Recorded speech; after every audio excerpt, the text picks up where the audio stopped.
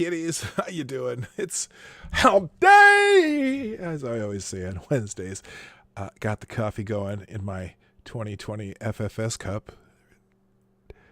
Available on PAWG on the merch tab. Well, ladies and gentlemen, we have a nominee for the Vice President of the United States. None other than Kamala Harris. Yes, Kamala Harris. Now, I didn't get here in time to really look at any of the articles that I'm on my aggregator here today. So I'm just going to randomly pick a few, but we're going to talk a little bit. I'm sure we'll talk about Kamala Harris today. And it is Kamala. I learned that just about a week ago. Like Kamala, kind of like Pamela, but Kamala. It's not Kamala, like the Ugandan giant. May he rest in peace.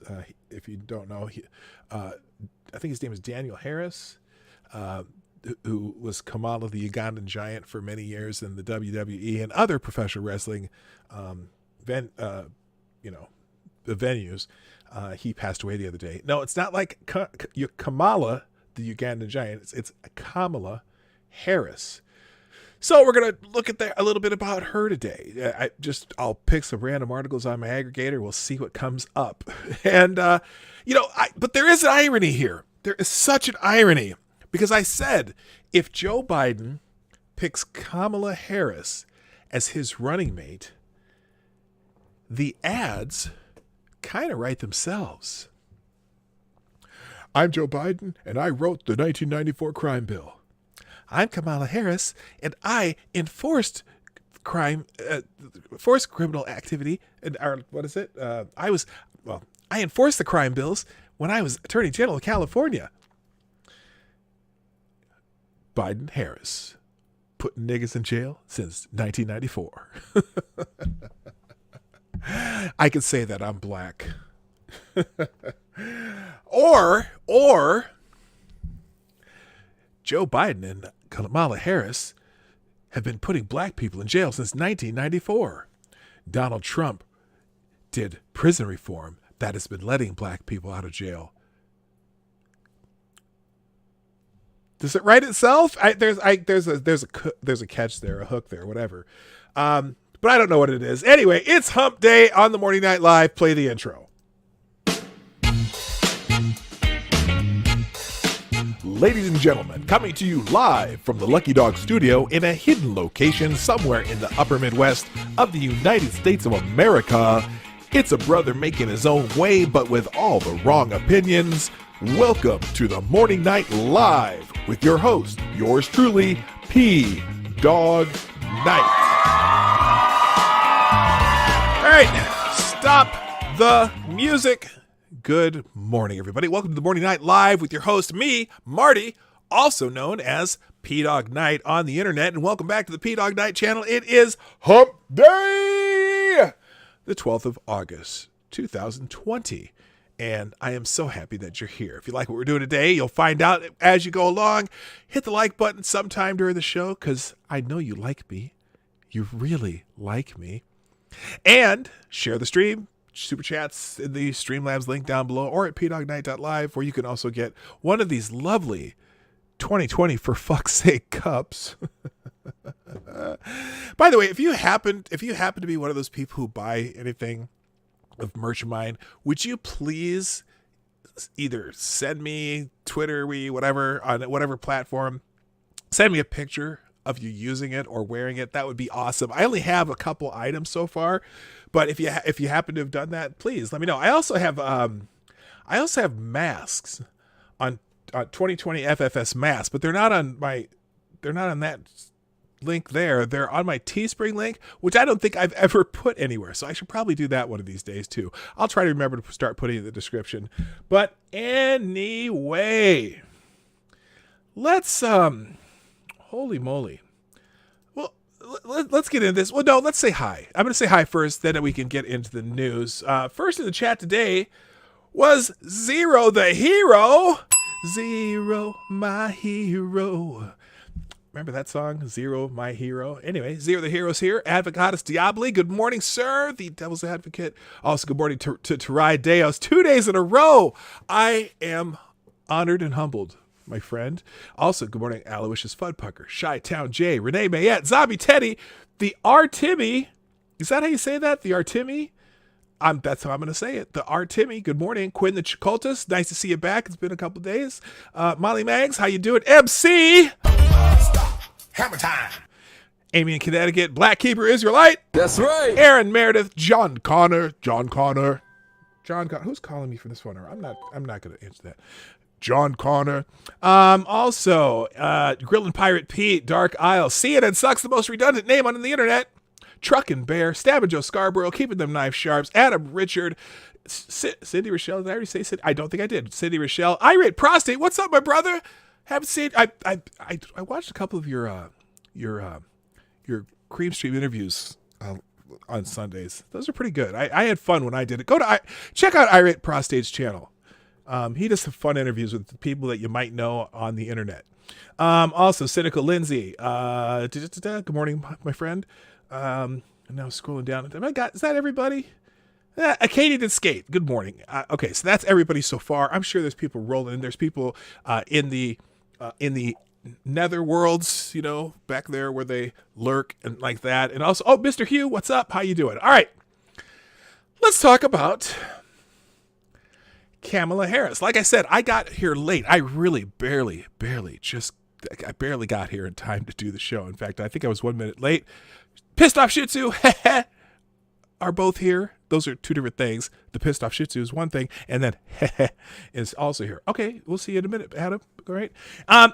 So I just got here. I literally walked in, set up my stream as fast as I could. Boom, boom, start, click, tweeted out in all the places, and poof, here I am. So I haven't really read any of these articles, but I have a bunch of them. I just haven't really, I haven't done a whole lot of things. So let's just go through some things. My favorite aggregator is the Ace of Spades blog. The guy's name's JJ Sefton. There's a whole bunch of bloggers on this blog, but this guy does I use him for my aggregator because the type of articles I want are on his blog. And so but he sometimes does an introduction to his morning aggregation. So I'm just going to read that to start. Good morning, Mitch the Ripper. How you doing? And we'll see where we can go from there. So here we go. Now, listen, just a warning. I haven't read this, and sometimes JJ uses some colorful language that usually I don't do right in the beginning. And he has some euphemisms that he makes up that are, not always respectful. So I'm just warning anyone who might be triggered by bad euphemisms. I guess that was a trigger warning. By the way, I do have my reparations coffee. I told you that in my 2020 FFS cup. Available exclusively at pdognight.live. All right, so JJ says, good morning, kids. Hump day for real. Now, I don't know what IYKWIMAITYD means. Don't know. I'm not sure. But the big story is Joe Biden picking Kamala Harris to be his running mate. We've got all kinds of in-depth analysis and commentary from around the web, from such luminaries as Dan Greenfield, Michael Goodwin, and Steven Cruiser, to name but a few. As for my own take, Harris is probably the worst pick possible. Wow, JJ, why do you say that? For Biden and the Democrats, not us. But Biden, that is to say his handlers, Biden himself is rapidly approaching muttering derelict in the subway stage, painted themselves into a corner by insisting the pick be black and female. I'm going to get to the black part here because I'll just have to look it up. I have to find Tariq Nasheed's take on this. Tariq Nasheed's not happy. The farthest lefties are not happy. There's a lot of people not happy about this, but we'll get back to it. All of the potential picks in that category came with all sorts of baggage that Team Trump would have raked them over the coals for, but Harris is far and away the worst of the lot. From Steve, Zach Osborne, what's up? Nice to see you in the chat. Are you a subscriber? If you're not a subscriber, hit that subscribe button and so on. But thanks for being here. All right. So, for Cruiser, what's problematic for Harris is that the people who have the most problems with her records are the very progressive she seeks to secure as her base. In fact, that gets That's right. Hey, all right. Is Donatella Slapperfella here? Or is this... Oh, wait. Okay, good morning, and thank you for the first super chat of the day from... Oh, Donatello Nobody. Donatello Nobody. This has got to be Tuck Dog, I think. Thank you for the 556. You got a little 556 shooter in the alert there, who says, quote, "Time to whoop some of that ass." Not quite that vernacular, but that's what it says essentially. It says, time to whoop some ass. I'd prefer to say, time to whoop some of that ass. Snoop style. All right, good morning, Gamer Deline and D.I. Freighter. How you doing? Welcome, my friends. All right, so anyway. So the problem is with her record that are the very progressive. What? What's problematic for Harris is that the people who have the most problem with her record are the very progressive she seeks to secure as her base. Are you subscribed? No, Zach, I don't know who's subscribed all the time, and I haven't seen your name before. You are subscribed. Well, fantastic. That makes me, I am elated, and I'm so glad you're here. Welcome. I don't recall seeing your name before, and I may have, but I'm kind of getting up there in age. I'm not quite Biden, what we're talking about, but I'm an older guy. I don't always remember everything. Good morning, Tyler F. Okay. A Capitol Hill friend of mine joked that Harris on the ticket might put California in play for the Republicans, which serves as a humongous segue to the next point here. Conventional wisdom dictates that the out of power party's nominee choose a running mate that can deliver votes from a part of the country that the candidate needs. Spoiler alert, California's electoral votes were already Biden's. Let us not forget that Harris is available for this gig because she was the biggest flop of the top tier, her words, candidates to have to leave the race. No, Beto was never top tier. She's one of those people and candidates who doesn't really grow on people the more they get to know her. Like Hillary Clinton. Greetings from Delaware, Brass Cankles. That's a great name. And that's there's another name I don't recall seeing before. Now you may have been here, but I don't see everything. Eyes, old guy, So I'm glad you're here. If you're not subscribed, subscribe and all that stuff. So there we go. But yeah, so that's what I was talking about that was my first thought. Those things, I haven't read any of these articles yet. I'm telling you, my first thought, Kamala Harris. First of all, do you know that Kamala Harris in the Democratic primary of California came in 6th? Now I think she may have dropped out, but then, hey Larry, that's his name. Hey Larry, she may have dropped out by then, but she didn't even break in the top picks. And Bernie by far won California, didn't he? No, Joe Biden won California. I don't remember. They split the delegates, but usually you pick somebody from a state where you might need a little reinforcement, right? Why would Joe Biden pick Kamala Harris? Does any Democrat on the ticket ever need help in California? I don't think so. Cali's EVs are going to go to the candidate that wins the popular vote. LOL. So hope Trump wins the popular vote. Well, they haven't finalized that yet. That they passed that law, but the law only goes into effect when enough because it's that state pact thing, and not enough states have joined in on that yet, but there's trying to get more states to pass that stupid law where the electoral votes go to the person with the popular votes. But you know what? Here's the thing, Katie, and everybody else who read. Katie wrote, California's electoral votes are going to go to the candidate that wins the popular vote. LOL, so hope Trump wins the popular vote. If Trump wins the popular vote in 2020, I don't know if that's going to happen or not, but the way things are going, you never know. You just never know. If that happens, how fast do you think those states are going to repeal that law? Because it would be hilarious if Trump did win the popular vote and all of a sudden California has to give its freaking treasure trove of electoral votes to Donald Trump. That would be hilarious. I would laugh my ass off. I got a lot to ask to drop off. Laugh off. Holy shit. Anyway, other huge things that will sink her down to Luca Brasi level, I don't know what that means, in New York Bay. One, her attacks on Joe Biden as being, if not a racist himself, then an apologist for and friend of Dixiecrat segregationists in Congress early in his political career in the Senate. Oh, is that kind of a cancel culture thing that Joe Biden hasn't actually experienced yet? Because he had some, she was trying to paint him as a racist.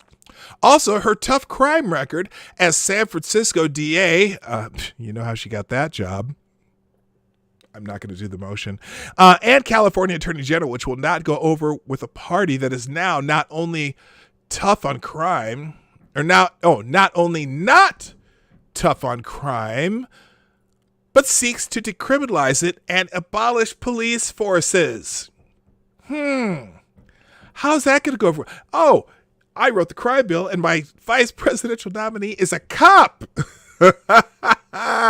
It's hilarious. Anyway, also playing the role of Thomas Torquemada. I don't know what this. He makes some references that I just don't know. Thomas Torquemada during the disgusting. Oh, I know. During the disgusting character assassination of Justice Brett Kavanaugh during his confirmation hearings. Nah, you know what? I don't know if that's going to hurt her with Democrats, but certainly the cop thing will. Good morning, Kate Campbell and Richard Cranium. You figure out what that means, people. You figure it out. And her persecution via prosecution of David Dadalin, the brave dictionary definition undercover journalist who exposed the Planned Parenthood abattoirs, and her less than stellar ability as a debater. Yeah, she can get some digs in there, but holy shit, when she gets flustered, she just starts that really goofy laugh that she does. You know what? Oh, Torquemada was the head inquisitor of the Spanish Inquisition. Okay, thank you. I needed a history lesson. I never knew the names. I just heard about it. Okay. You know what else? How the fuck do you not know The Godfather? Wait, what? How do I not know The Godfather? I haven't seen The Godfather since like 1979. Okay, I haven't watched it since. I need to go watch all three of those now. Thank you for thinking of me, Duck Dog. I do need to do that. I need to go and dig that up and watch all three. I know this. I know I like the second one probably the best. And I didn't think the third one was very good, but I can't remember why, because I haven't watched it since the 80s. But anyway, good morning, Selected Boy. Whoops, wrong guy. That's Selected Boy. Yeah, boy. And Shard DW and Duck Dog. How you doing? And Maddie. Hi, Maddie. Hi, Maddie. How you doing? All right. So, and so on and so on and so on, especially Scooby Dooby. Yeah, remember she was talking about, oh, did you smoke weed? Yeah, I was smoking weed in college, listening to Snoop Dogg and Tupac, who didn't have albums out for another 6 years. And then she was putting people in jail for pot. Great. Cruz's point about picking a candidate that could perhaps help deliver a swing state is really worth remembering. Every blue commie shithole, especially California, is going to vote Biden anyway. Then again, are there any far-left black female Maoists who are eligible to run in places like Pennsylvania or Florida or Ohio or Wisconsin anyway? Alopecia Presley. Oh, that's mean. She can't help her hair situation. Then again, she's not exactly going to deliver middle American swing voters, is she? But do the Democrats even give a shit about them anyway? Nope, they don't. From my perspective, had they not nominated a black woman, perhaps had been blackmailed, no pun, into one by the likes of Meekfa Waters. I tell you, he throws me off with some of these references all the time. Maxine Waters. Good morning, Pete. What's up? The strongest candidate in the field, that is one that came off as the most sane of the lot, was Tulsi Gabbard. She's intelligent, a good debater who utterly destroyed Harris early on, served in the military, and is at least able to fake being someone who will compromise. And aside from the Drake's coffee cake complexion, she is attractive for what it's worth.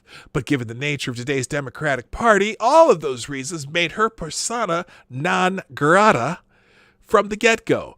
If that weren't enough, she went after Hillary in the debates. Yes. And so her career going forward is dead in the water.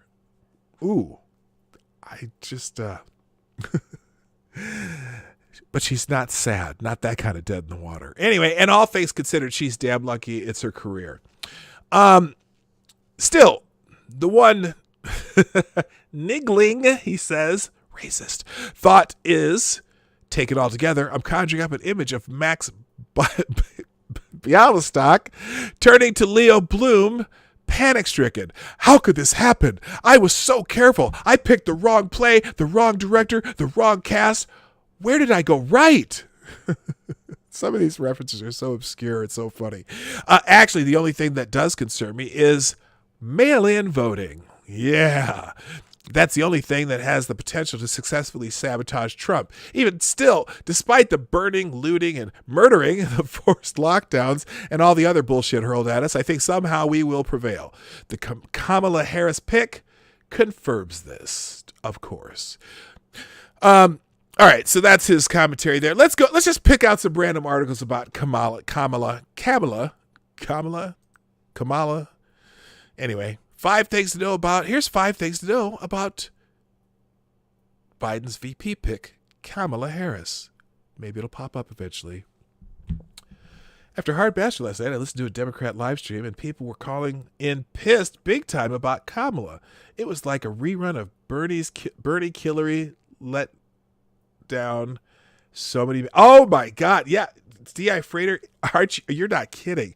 I mean, I've only seen a few of the tweets and stuff, and I mean, half the people are excited, and all the Alpha Kappa Alphas, that's the black sorority from the, well, they're all over the country, but and the HBCU people were all excited, but there are a lot of people just straight up pissed off. So here's 5 things to know about Biden's VP pick, Kamala Harris. Hello, all you need. Good morning. Welcome back. On Tuesday, presumptive.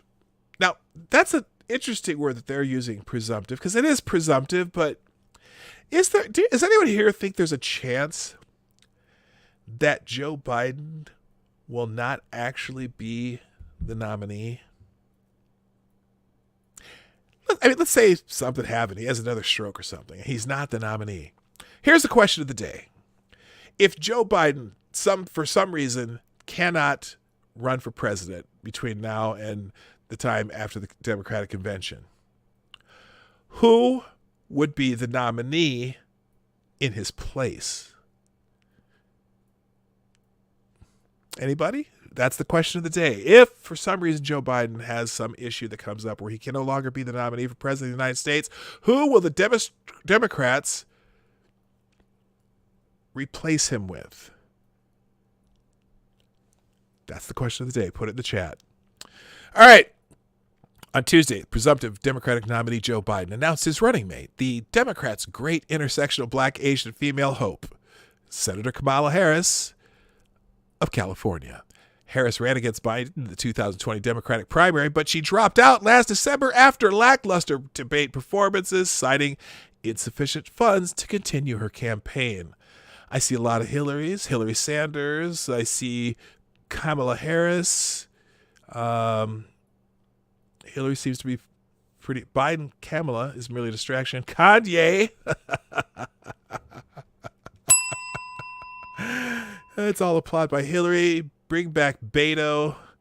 God's autonomy org. SWG, what does that mean?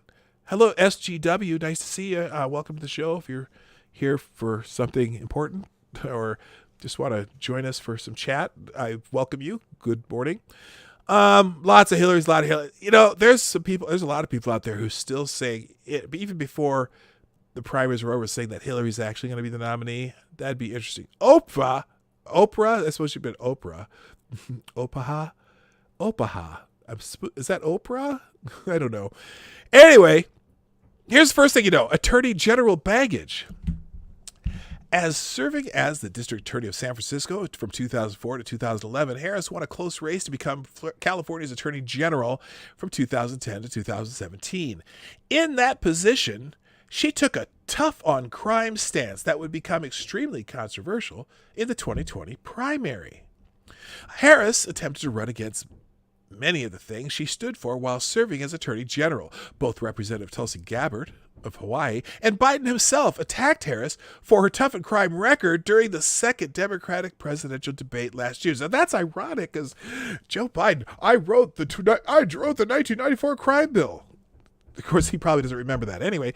In a shameful episode of pandering, Harris tried to craft a story about smoking marijuana in college. Last February, she told The Breakfast Club that she broke the law in college while listening to rappers whose music hadn't come out by the time she graduated college, or even law school for that matter. On these issues, Harris comes across as duplicitous and deceptive. Number 2, her record of silencing dissent. Harris didn't just crack down on crime as Attorney General. She used her position to silence her ideological opponents. In 2014, David Dailydon and the Center for Medical Progress released a slew of undercover sting videos showing Planned Parenthood staff admitting to selling aborted baby parts for profit, with one even joking about buying a Lamborghini with the profits. Planned Parenthood hired the firm Fusion GPS. Now that sounds familiar. Now notorious for assembling the Trump-Russia dossier to obscure the facts and suggest the videos were deceptively edited. Hello, Kevin S. Kamala Harris, who has received at least $81,000 from Planned Parenthood, was serving as California's Attorney General at the time. In 2016, her office searched Dailydon's home, seizing his video footage and preparing a legal case against him. In 2017, Harris's successor, Xavier Becerra, another politician bankrolled by Planned Parenthood, filed 15 felony charges against CMP and Dailydon. Peter Breen, special counsel at the Thomas More Society, briefed PJ Media on the ongoing case last July. He argued that Dailydon's filming was taken in entirely public spaces. I could point you to undercover investigations that are being shown on the evening news in Los Angeles. Under the standard they are applying to David, those would be felonies, the lawyer argued. The other reporters being lauded for their brave, stunning and brave investigative techniques, but David is being prosecuted. I would say this is an abuse of the criminal process, Breed told PJ Media. You think? Pro-choice law professors have defended Dailydon's right to engage in undercover journalism. I believe too strongly in American ideals to think that Kamala Harris and Xavier Becerra will be able to imprison innocent American citizens for a First Amendment speech, Dailydon told the stream's Zach Zamirak, anyway, whoever that is. But the fact that, working with Planned Parenthood, they have pulled out all the stops to try to do so, that should concern and outrage every American. Adam Richard, what's up? Number 3, radical LGBT activists. When the people of California voted to define marriage between one man and one woman in 2008, Harris refused to defend Proposition 8 when it was challenged in court. Wait a minute. Wasn't she the Attorney General? Isn't her job to defend California laws? Anyway, the state Supreme Court had ruled that marriage must be open to same-sex couples, and the people amended the state's constitution to reverse the decision, which is fine. That's their prerogative. More than 7 million Californians, 52% voted for traditional marriage, while 6.4 million, 48% voted the other way. California Attorney General Jerry Brown refused to defend Proposition 8 when it faced legal challenges, and Harris continued that approach when she became Attorney General in 2011. For the first time in California's history, both the governor and the Attorney General refused to defend constitutional amendment. Now, I don't give a shit about who marries who in this country. I don't think the government should be involved because, you know what? The government doesn't have to live with your spouse. You do. And I don't care. I don't care what you call it. I don't care who performs it. I don't care who does what with it. But if that's the law, the Attorney General's job is to enforce the law or defend the law, even if it's bad law. But you know what? Good. Whatever. I don't care. Then, adding insult to injury, when the Ninth Circuit Court of Appeals lifted its stay and allowed same-sex marriage to occur in California, Kamala Harris herself officiated the first same-sex marriage at San Francisco City Hall. Not only did Harris follow Jerry Brown in refusing to defend Proposition 8, which whatever. It's a bad law. I get it. But she also actively celebrated its legal defeat. Harris continued the trend of opposing social conservative values in the U.S. Senate. On May 2018, Kamala Harris began the trend of attacking Trump judicial nominees over their membership in the Knights of Columbus. She asked Judge Peter Phipps how he would approach abortion due to his membership in a group that avowedly opposes abortion. Harris asked if he had to swear an oath in order to join the KOC, and whether litigants in your court can expect a fair hearing when KOC's organizational values conflict with the litigants' constitutional rights. I think judges should probably follow the law. You know, they probably do. In October 2018, Harris joined her fellow senators in pressuring judicial nominee Allison Rushing over her relationship with the Christian law firm Alliance Defending Freedom, and asked Rushing whether she believes that LGBT rights cannot be reconciled with religion. She cited the far-left smear factory, the Southern Poverty Law Center, which compares ADF to the Ku Klux Klan by listing the organization as a hate group. In December 2018, Harris joined Senator Mazie Hirono, crazy lady from Hawaii, her inquisition into Trump nominees Paul Mady and Brian Busher regarding the Knights of Columbus. Were you aware that the Knights of Columbus opposed a woman's right to choose when you joined the organization? Hi there, Lisa. Harris asked Busher. She further pressed him on same-sex marriage, since KOC spent $1 million supporting California's Proposition 8.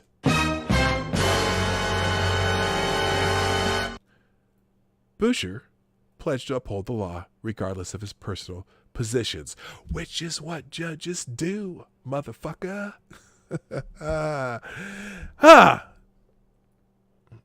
Outstanding. This is just what I need. Okay. Number 4, demonizing Brett Kavanaugh. This was precious. Harris proved one of the worst offenders in the fight against Trump's second Supreme Court nominee, now Justice Brett Kavanaugh. Even before the sexual assault allegations from Christine Blasey Ford surfaced, Harris was among Kavanaugh's most rigorous opponents. Why does my phone keep ringing? These are people I don't know. Someone calling me from Arizona. I only know one person in Arizona, and that ain't it. that ain't the number. Anyway, where was I? Harris was among Kavanaugh's most vigorous opponents, even suggested the judge had hidden sympathies with white supremacists. In a particular notable bout of questioning, the senator pressed Kavanaugh on whether or not he had ever discussed the Robert Mueller investigation with anyone at the law firm where Trump's personal lawyers worked. The nominee asked her if she had a lawyer in mind, and then said he could not say for certain unless Harris gave him a list of all the lawyers at the firm. The senator kept pushing Kavanaugh until Senator Mike Lee from Utah chimed in saying, "There's no possible way we can expect this witness to know who populates the entire law firm." Good morning, Sapphire Dragon. I got mixed emotions about the dog having a soundboard. Sorry. I like my soundboard. In the same questioning session, Harris pressed Kavanaugh to condemn President Donald Trump's comments in response to the 2017 white nationalist riots in Charlottesville, Virginia. The judge upheld the independence of the judiciary, explaining that judges are not pundits and stay out of political controversy. Harris would not accept this response, but moved on to another topic. The senator also asked Kavanaugh about the term racial spoils system, a term the judge used in a 2000 Wall Street Journal op-ed. Are you aware that the term is commonly used by white supremacists? Is it? Is it, Senator Harris? Is that a term commonly used by white supremacists? How would you know? Oh, wait a minute. Senator Harris. We'll move on. She claimed, quote, racial spoil system, quote, is a, quote, loaded term, end quote, essentially a dog whistle for white supremacy. It's, again, if you can hear dog whistles, you might be the dog. When Kavanaugh used the term, however, he was explaining arguments against a Hawaii law restricting voting to people of a certain race. And he defended the rights of all people, whether Latino or African American or Caucasian, for example. No white supremacist would complain about the harm to Latino and African American voters. True. That was far from the last time Harris would cast aspersions at Kavanaugh for his language. However, the senator seized on the judge's use of the term abortion-inducing drugs as if the words were suspect. Kavanaugh chooses his words very carefully, and this is a dog whistle. Again, if you hear dog whistles, you might be the dog. For going after birth control, Kamala Harris tweeted, he was nominated for the purpose of taking away a woman's constitutionally protected right to make her own health care decisions. Make no mistake, this is about punishing women.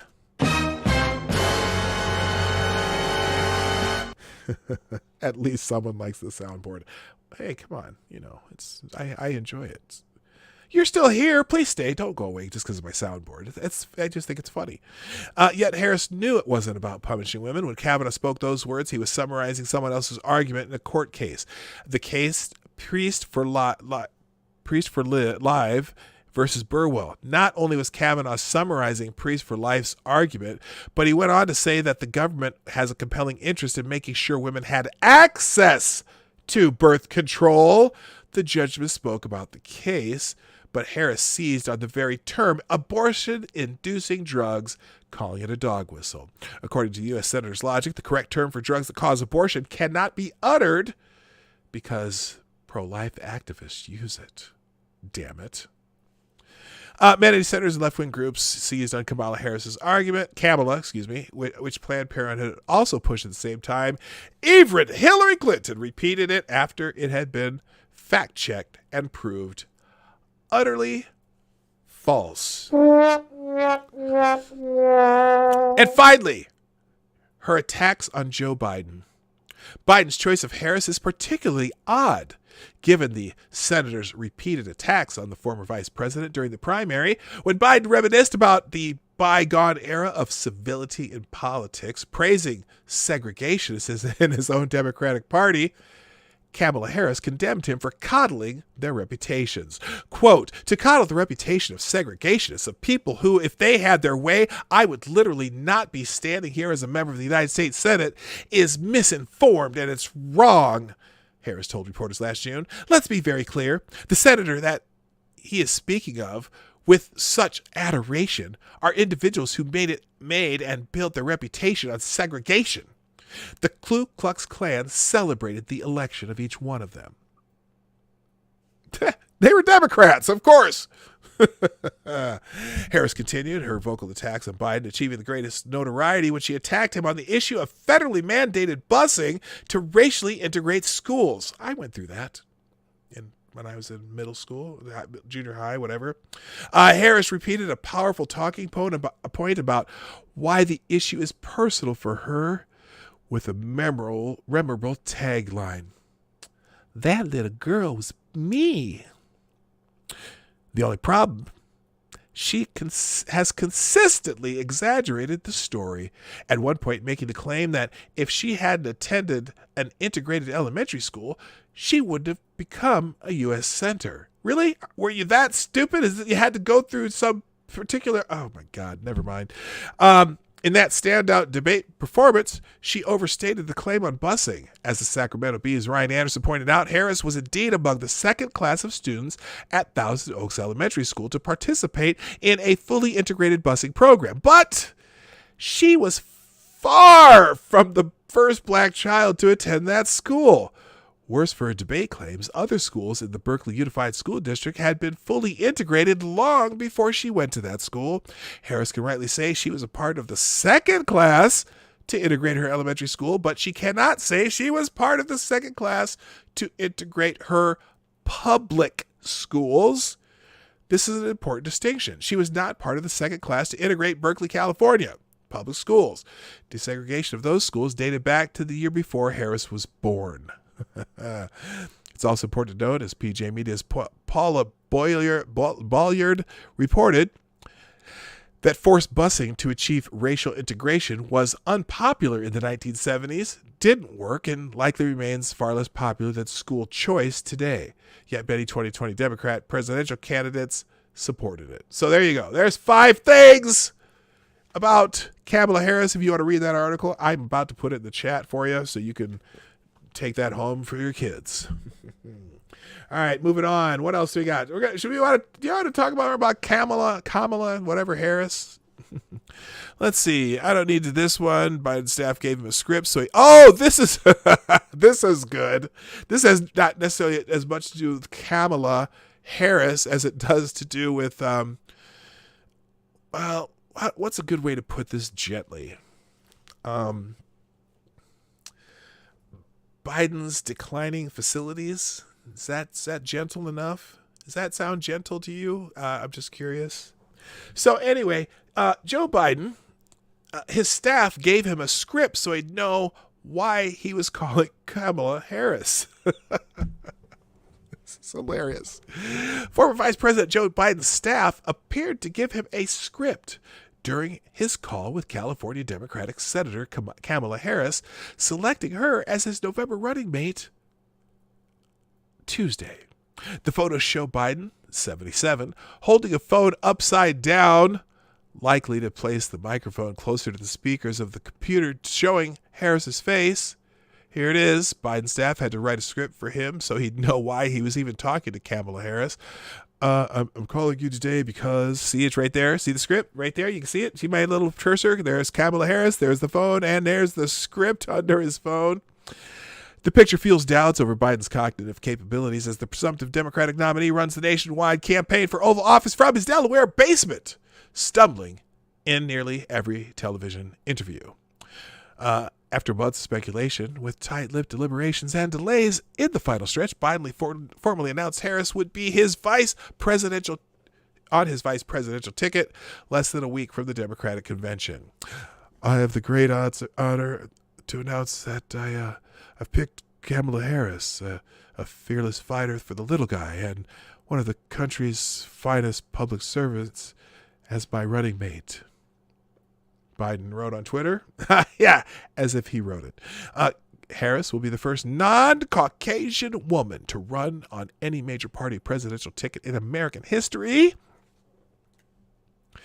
Biden's pick comes just more than a year after the California Democrat charged Biden with being a racist segregationist on the debate stage. Oh, the jokes just are writing themselves. And I don't even have to, it's not even a joke. It's the truth. And I just laugh at it. It's amazing. It's amazing. I mean, they've got, plenty of shit to do against Trump, but holy shit. Kamala Harris. Let's see. Kamala Harris on the ticket is a in-kind donation to Trump Pence. I think that's the, is that the other? Yeah, I'm not going to read that one. Should we do Kamala Harris's top 9 fails? Or Kamala Harris's ancestor owned slaves? Never mind. I'm picking this one. I've never seen this one. Okay, it's Breitbart. Breitbart's going to be as spicy as they possibly can. Report: Kamala Harris's ancestors owned slaves too. Fan-fucking-tastic. Ancestors of Senator Kamala Harris, Democrat of California, owned slaves according to her father, Stanford University economics professor Donald Harris. The information was reported Wednesday by the Washington Free Beacon, citing a genealogical report written by Harris's father, Stanford University. Okay, we know he's from Stanford University. Here's what they said. Donald Harris, a standard... God, again? 3 times in like 3 sentences. Donald Harris, a Stanford University economic professor, revealed in 2018 that his grandmother was a descendant of Hamilton Brown, the namesake of Brownstown in northern Jamaica.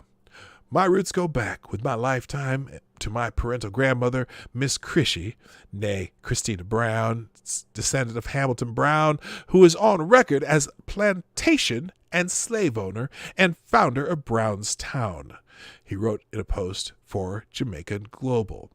A research archive for Jamaican records indicate that at one point in 1817, Hamilton Brown owned scores of slaves. The majority were brought in from Africa, though he also owned many Creole slaves. Harris is among the leading contenders for the Democratic Party presidential nomination. If elected next year, she would become the first black female president. Huh? Wait, what? And the first Asian American president, she has claimed, based on her mother's Indian origins. Yeah, when she was sworn into the United States Senate, they made a big deal about her being the first Indian American senator, which is kind of weird, because now, it's all about her being black. She did go to a HBCU, historically black college university. She was in a black sorority, Alpha Kappa Alpha, the same sorority my mother was in. But it's interesting because her Indian roots were the big thing when she was installed as a senator. Anyway, NBC News reported Monday that Senate Majority Leader Mitch McConnell was descended from slave owners. Oh, well, so is Senator Kamala Harris. Wait a minute. Whoa. Hang on a second.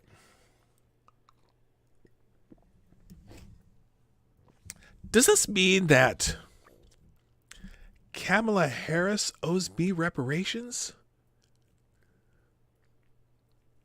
Well, there's slave owners in Jamaica, oh my God, I'm so confused. But it does tell you that she's not entitled to reparations.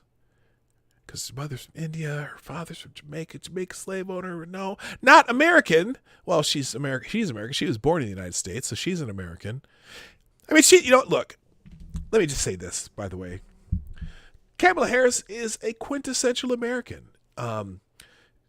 Having ancestors from different lands and growing up and living the American dream, becoming an attorney, whatever district attorney in San Francisco, attorney general in California, and now a senator, and now a nominee for the vice president of the United States. Is that not the American damn dream, kind of? Sort of? I don't know. I certainly wouldn't want to be Joe Biden's vice president. But anyway, so that's that. Let's see. What else? Do we more Kamala, or should I see if there's anything else interesting? Let's see if there's something else interesting. I don't want to talk about Kamala. You're going to be hearing about Kamala nonstop for the rest of at least through the weekend. Unless Trump tweets something, and then we'll be talking about Trump's tweets again. I'm curious if CNN over the next 2 days, let's say between today, tomorrow, and Friday, how much time they're going to spend looking at Kamala Harris's record versus something that Trump tweets. Which will they spend more time on? Kamala Harris's record or on something Trump tweets? God, that's a stupid question. You know what the hell's going on. Anyway, they identified the man who was shot near the White House recently. Let me put this on the screen as soon as it pops up. There we go. Man shot near the White House identified was reportedly unarmed during the incident. Oh my God. If he's black, there's going to be riots. The individual shot by Secret Service officer Monday evening near the White House. Oh, there's a reason he was shot, though. He was shot because he basically was doing some Darwin shit. Can you link the article about Kamala Harris's? Yes, I can. Just a second here. Let me go back and grab that, and I'll link that to you right now. Kamala Harris owning slaves. That was up here.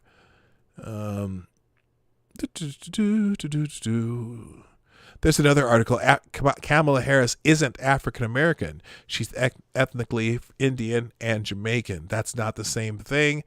Let me copy the link address. There we copy the link address. Here we go. There you go.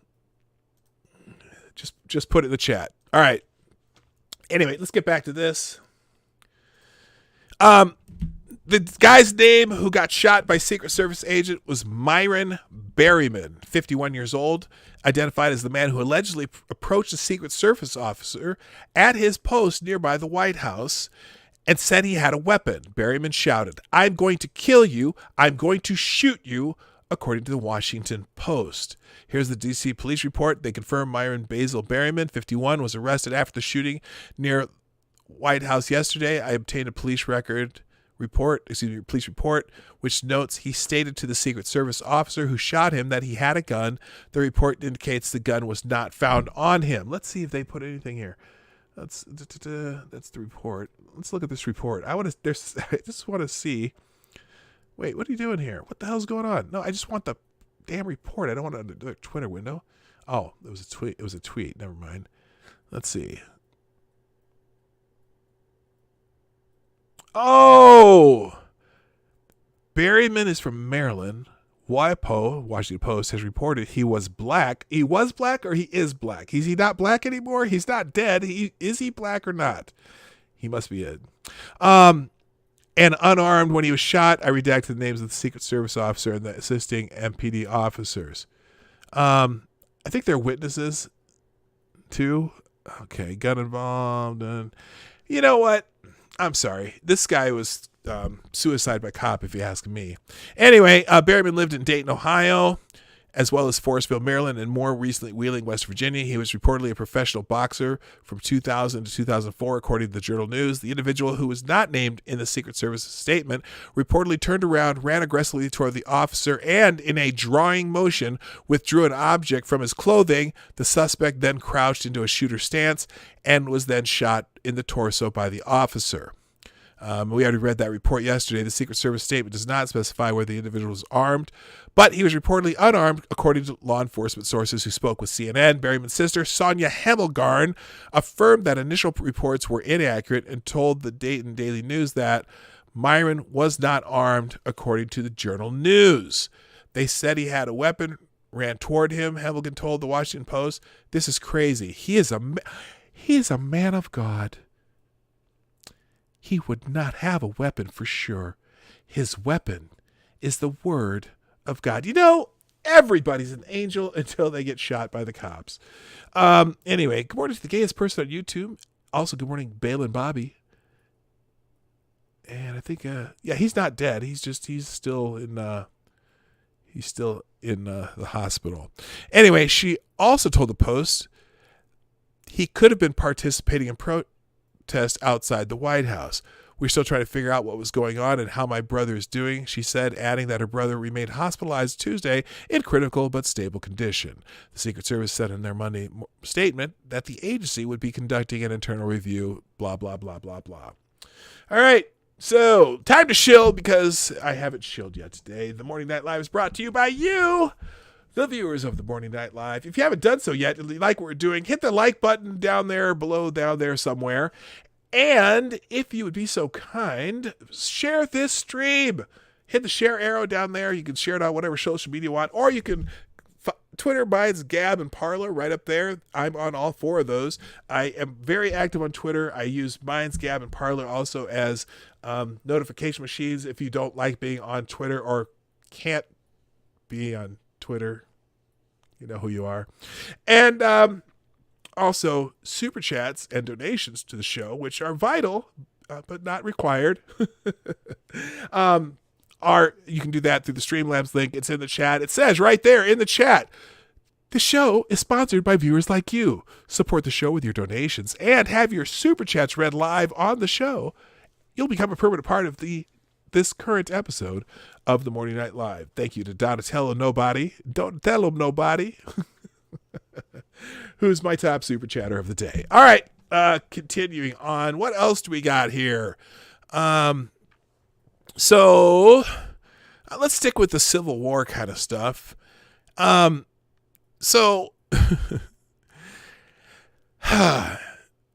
Oregon, where everything is now calm and pristine now that the feds have kind of backed off protecting those buildings and the protesters have moved on from the buildings and everything is just peaceful and serene, right?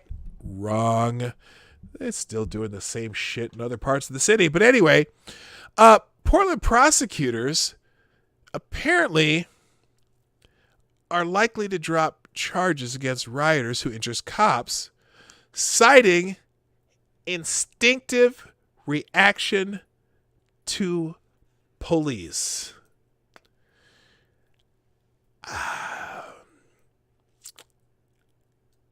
Sometimes it's like reading The Onion. Well, we've heard it all now. Rioters have been given what is tantamount to carte blanche in Portland. It's open season on Portlanders, open season on cops, and open season on the rule of law. Scores of the 500 people who were arrested during the nearly 75 days of violent protesting, riots, mayhem, whatever you want to call it, have had their charges dropped by the new Black Lives Matter approved district attorney. Multnomah County District Attorney Mike Schmidt announced that his default position is not to prosecute and that most crimes by rioters will be forgiven and forgotten. The list of crimes includes interfering with a police officer, disorderly conduct, and rioting. Also, criminal trespass, harassment, escape in the third degree, and riot in some circumstances. This is insanity. Here's the charges. Is this the? Let's see what this bonehead looks like here. How long is this? Crimes that presumptively fall under this category include interfering with a police officer, disorderly conduct, criminal trespass, escape in the third degree, harassment, and sometimes, in some circumstances, riot. I will also be directing my deputies to take a particularly hard look at cases involving resisting arrest and assault of a public safety officer, if those cases occurred while an individual was being tear gassed or otherwise exposed to a use of force at the time of the resistance. Now, I know, I get it. Portland's a liberal city. Anyone in my audience from Portland, by the way, just out of curiosity, just throw something in the chat if you are. I cannot believe that the people of Portland are going to put up with this bullshit much longer, especially with their elected officials. I mean, you got to think. I know that Portland's liberal, but is Portland completely insane? God, I'm so glad that we were in Portland last year instead of this year. Holy shit. We had a great time in Portland. It's a pretty cool city. We went to this one giant park that was just filled with roses because it's called the Rose City. Just thousands and thousands of all different kinds of roses. And the park was just all roses. It was beautiful.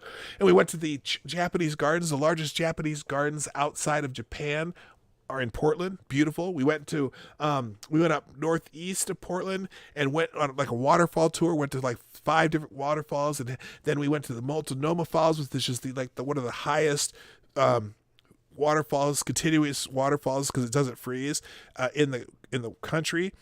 And they have a lodge underneath where there's a restaurant there. So you're basically in the restaurant with the waterfalls right over your head.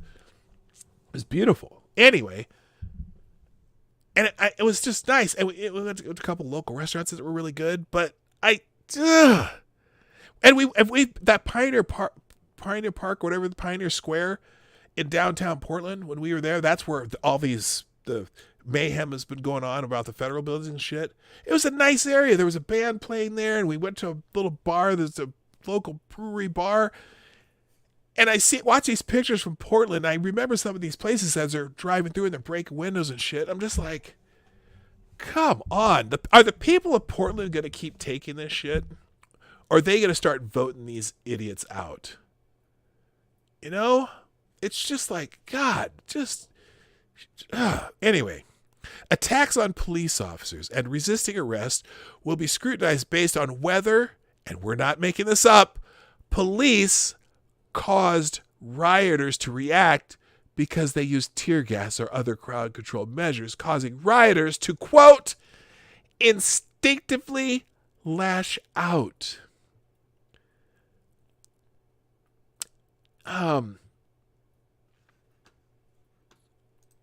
Good God.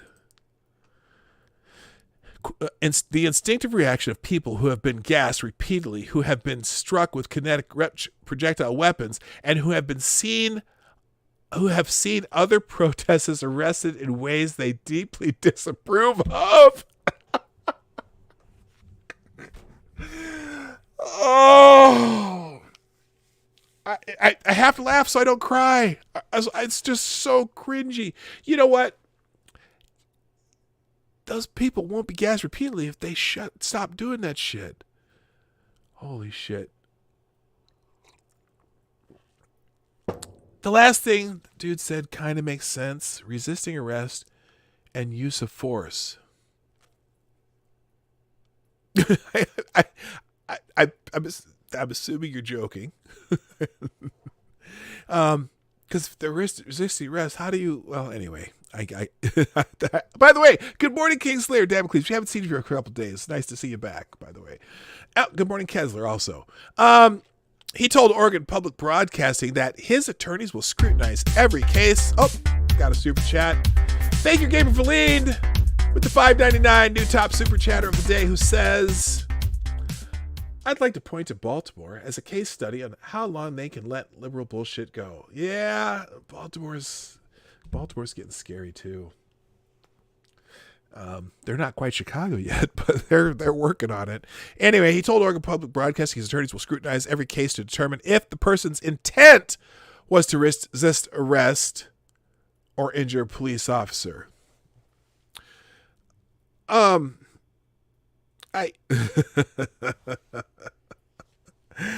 If the person's intent was to resist arrest or injure a police officer. Well, what? Okay. Here he also says, let's see, the DA opens by acknowledging the George Floyd and the reasons for the protest. Yes, we know the reasons for the protest. We don't know why it's been going on for 75 freaking days. As Multnomah County's district attorney, I acknowledge the deeply rooted emotions involved in the nightly demonstrations that have unfolded in our community in response to the murder of George Floyd. Okay. Good morning, Septus Wolf. And oh, you were here earlier. Never mind. And then let's see what I say. I'm not even gonna, let's see. Mike Schmitz and some of the action. Okay, let's see what this says. Policy acknowledges that the factors that lead to the commission of criminal activity during a protest are incredibly complex. The protesters are angry, yes, deeply frustrated with what they perceive to be structural inequities in our basic social fabric. And this frustration can escalate to levels that violate the law. Some of those violations are impermissible by any standard, resulting in physical violence, injury, and worse. Others represent the instinctive reactions of people who have been gassed repeatedly. Okay, we heard this part earlier. Thank you, Kingslayer Damocles, for the $2. Just remember, if an officer is stomping on your head and you cover up, that's resisting arrest. Yeah, true. Okay, that is true. I'm curious how we got to the point where an officer would be stomping on your head, though, and how common is that? Yes, that is absolutely true. But is that something that happens a lot in these protests? I haven't seen that in these protests, at all.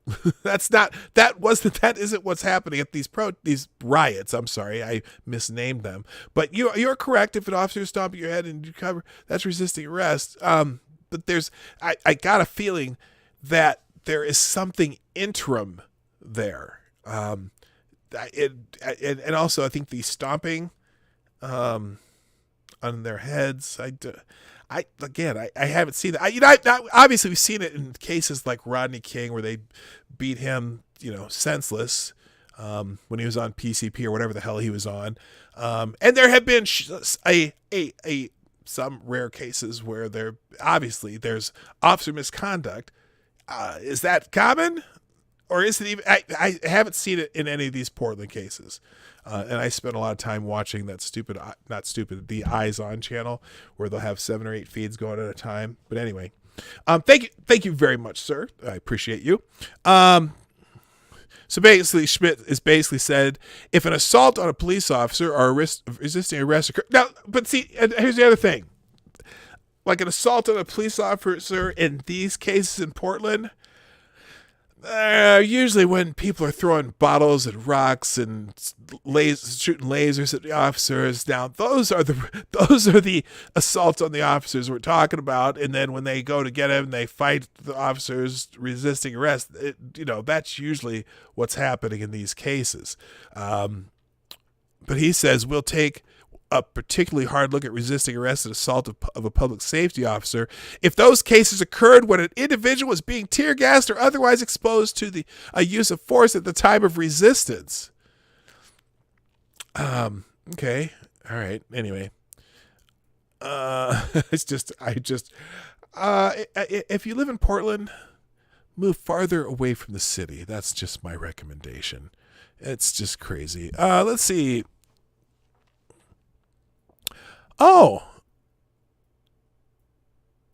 Let's see here. And well, here's an example. Here's an example of Portland.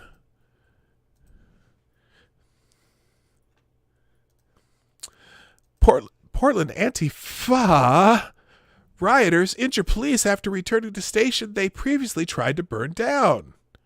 Remember the East Precinct? I think that's what we're talking about here. The violent Antifa... That was that.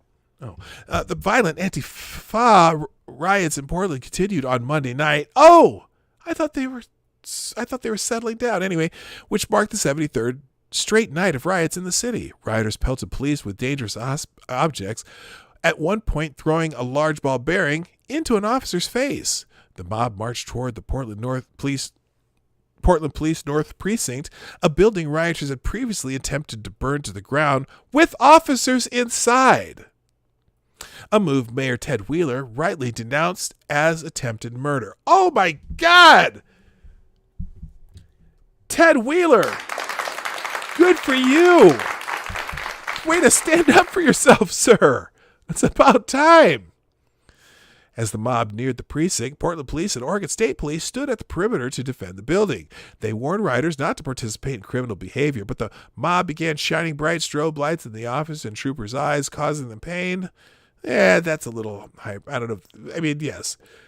I don't know if you need to say it's causing them pain. That's a weird thing to put in your article. Officers had to move vehicles into position to light up the crowd and make it more difficult to target officers with lights, the police reported. There were also items thrown at officers, including eggs and water bottles. You know, eggs I'm not so worried about, but the water bottles and ball bearings and other rocks and shit. So this is Andy No's tweet. They burning stuff in the street and so on and so forth. Portland police declared an unlawful assembly at 11:06 p.m. Okay, I don't need the rest of this. More riots. There's a ball bearing that was thrown at them. They're throwing shit. And, yeah, peaceful protests. Peaceful. That's just so peaceful. So peaceful. It calms my nerves. They're so peaceful. I am super, super serene right now. Can you tell? It's so peaceful. So peaceful. Do we really, I'm okay. I want to get off this topic. I don't want to talk about COVID. Let's see. Biden-linked AI firm uses U.S. social media giant sponsoring Beijing tech conference along Chinese military proxies. Oh my God. I don't think I'm going to go into that one. Let's see.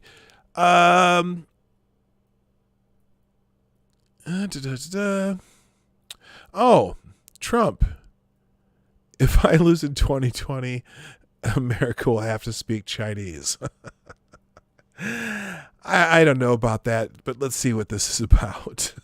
This got to be a Trump tweet, but it's in Breitbart, so I'm curious now. Am I gonna get a laugh out of this or what? Donald Trump says if I lose 2020, America will have to speak Chinese.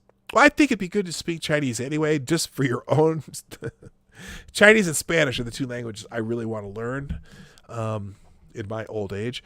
President Trump said Tuesday, China will own the United States if former Vice President Joe Biden wins the presidency in 2020.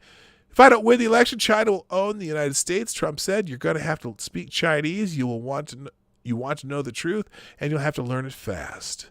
The president spoke with radio host Hugh Hewitt on Tuesday morning. Hewitt asked Trump to react to American intelligence reports showing communist Chinese officials want Trump to lose the election.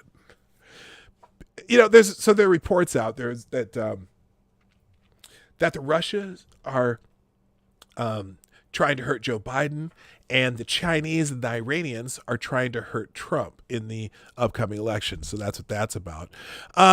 Because they'll own the United States if he wins. Wait a minute, where'd it go? Because they'll own the United States if he wins, and with me, they were having the worst year in 67 years because I tariffed the hell out of them, Trump said.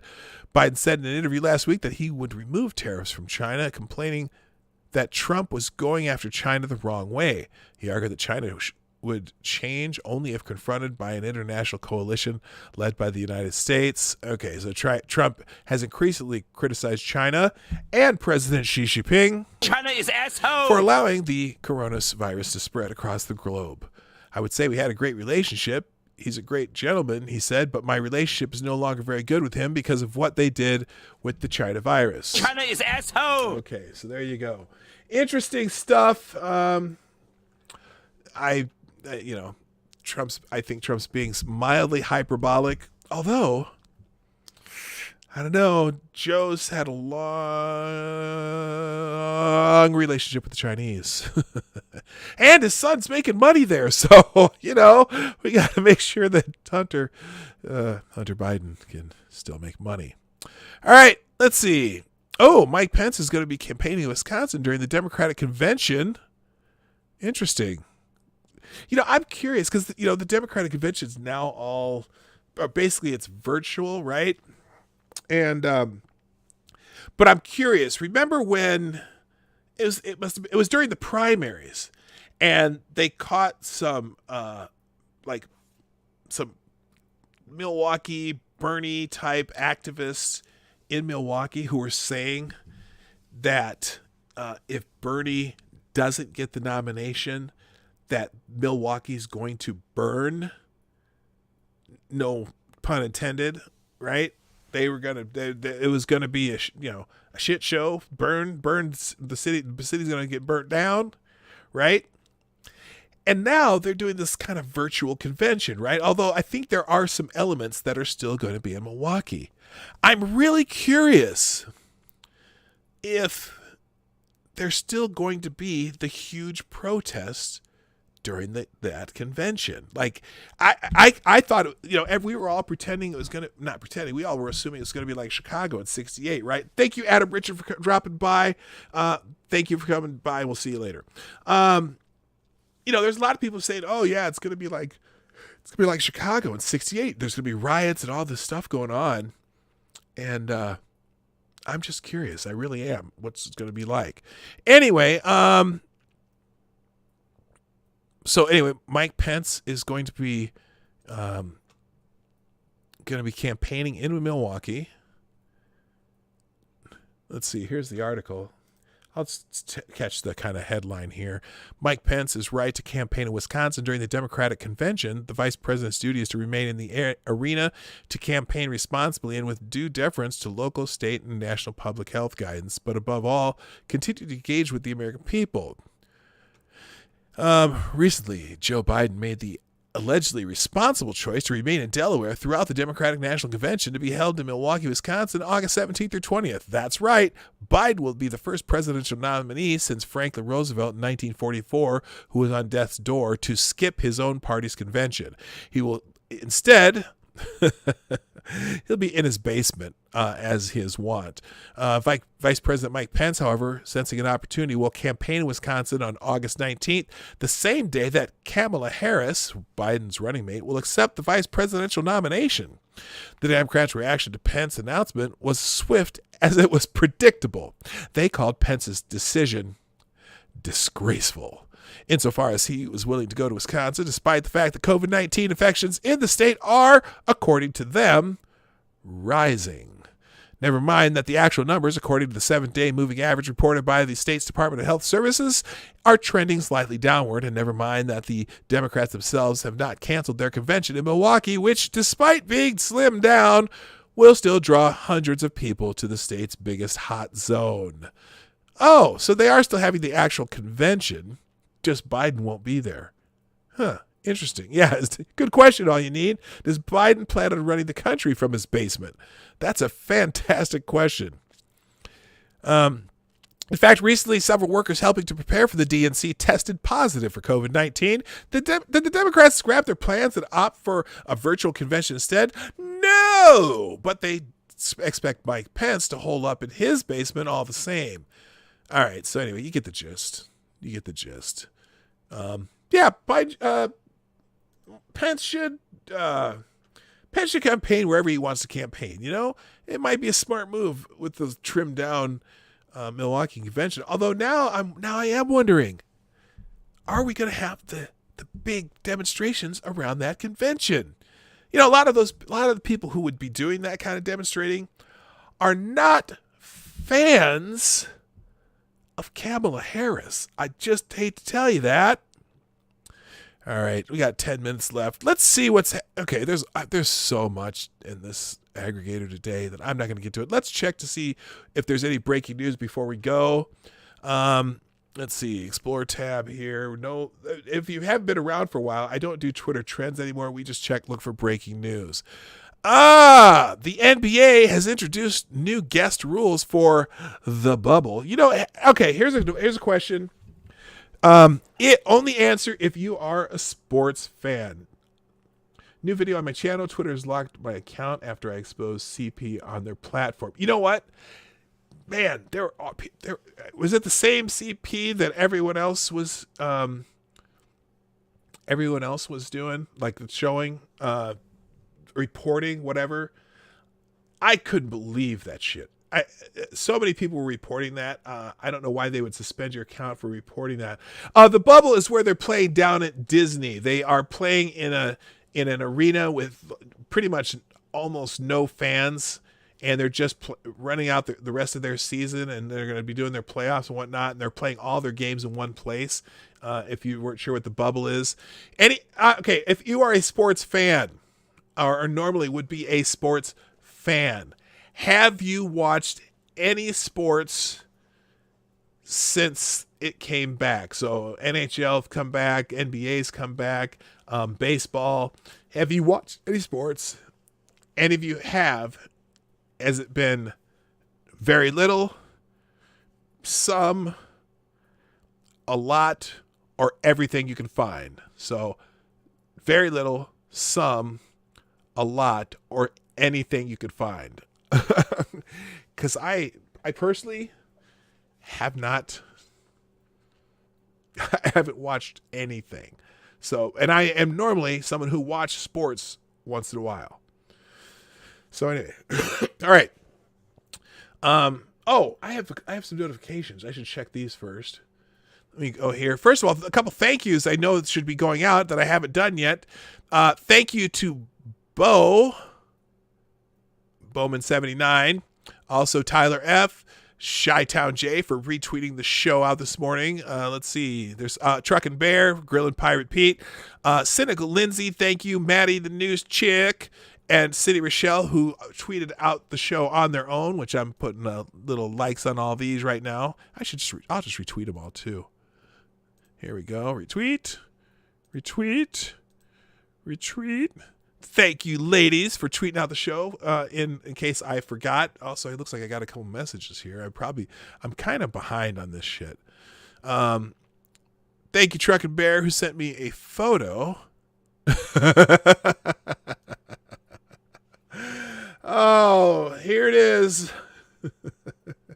Brace yourself, people. Joe and the Hoe. Damn. That's terrible. That's terrible. That's terrible. And let's see here. Becoming Chicago, more like showing the nation how to murder per capita is double Chicago. I didn't know that. Okay, so thank you, Gamer Valine, who Baltimore, apparently their murder rate is double Chicago. Murder rate? Oh, murder per capita. Okay, yeah, it's awful there, man. It's an awful thing. By the way, how's your new ride? Did you ever get your ride fixed out of curiosity? And have you taught Blondie anything about guns yet? Blondie is one of our friends that who is trying to learn about guns, and Gamer Valine is very patiently trying to teach her. Have you taught her anything about guns yet, Gamer Valine? I'm just curious. All right, let's get into the any more news today. So the NBA has introduced new guest rule for the bubbles, according to ESPN. Each player is allowed to bring only 4 guests plus children into the bubble following the first round of the playoffs.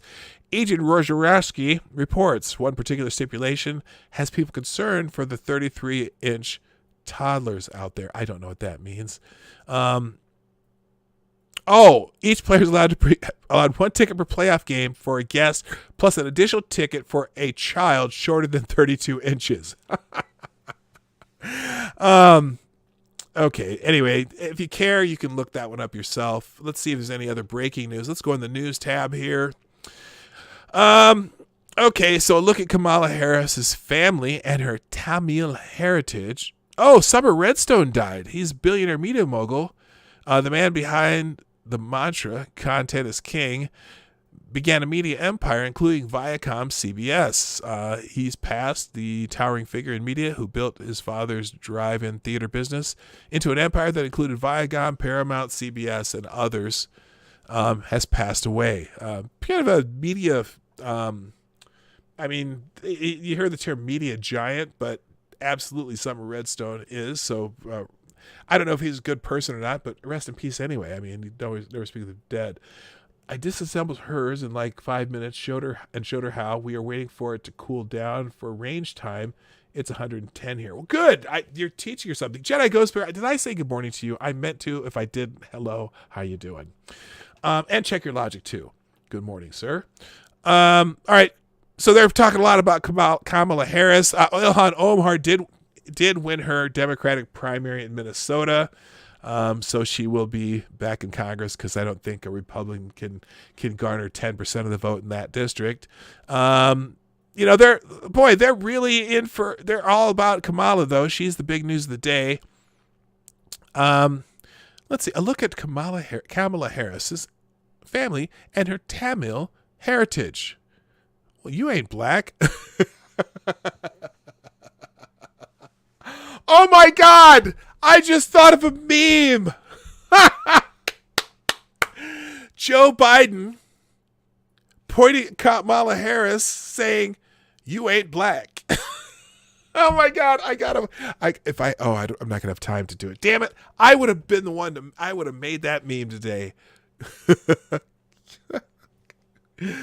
Oh my God! Because I know she didn't vote. Did she vote for Biden in the primaries in her state? I bet she didn't. If you don't vote for Biden, you ain't black. Kamala Harris. Oh, someone's probably gonna do it by the end of the day. I'll try. If I don't see that, I'm gonna be making that and put it out this afternoon. Anyway, presumptive Democratic presidential nominee Joe Biden selected California Senator Kamala Harris as his pick for vice president. Many Indians and immigrants shared stories of her family and her connection to Chennai. Her grandfather was involved in India's freedom movement, and her mother was a leading cancer researcher and civil rights activist. Well, of course, because everybody's an activist. Everybody is an activist. That Jenna was total. Oh, you did. That's right. You were getting a Tiguan. All right. Good for you. You've driven 22,000 miles in it? You did. That was like few months ago. Holy crap. Okay. Anyway. Yeah, those are pretty cool. I like those. They're kind of isn't that the bigger version of the, what's the other? It's the little SUV, right? Except it's the bigger one than the, what's the other one they make? I know you're going to tell me because you're going to be like, tell me it's this, but okay. So they're making they're making a big deal about Kamala Harris's Indian heritage. They're trying to, you know what they're doing? They're trying to get all the demographics they can with her. Women, Indians, African Americans, people who do things to get jobs in San Francisco to certain mayors. I didn't say that out loud, did I?